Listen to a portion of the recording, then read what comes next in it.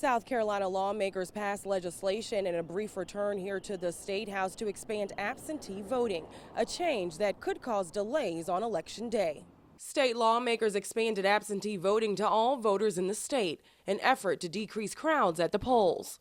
Well, I had concerns about voters not being able to engage in social distancing at the polls. That's number one. And number two, there were concerns about poll workers who generally poll workers are more elderly. More than 120,000 mail-in absentee ballots have been cast for the June primary.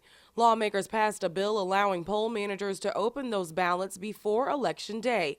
However, delays in results are still expected. Counties have changed their processes of the number of people that they have doing this, the number of scanners they have dedicated to absentee by mail. So they've ramped up, and so in some cases it may be enough to process this and get done, on election night. But just depending on what the local situation is, it could take them longer and even until the next day. So, also new this year, poll workers will wear face masks and sanitation measures will be increased.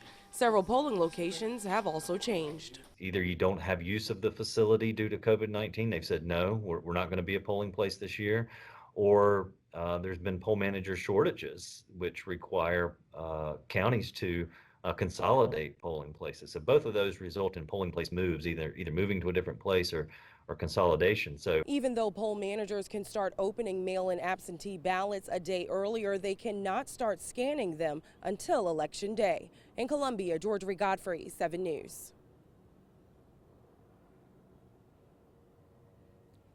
Even though poll managers can start opening those mail-in absentee ballots a day earlier, they cannot start scanning them until Election Day. In Columbia, Georgia Godfrey.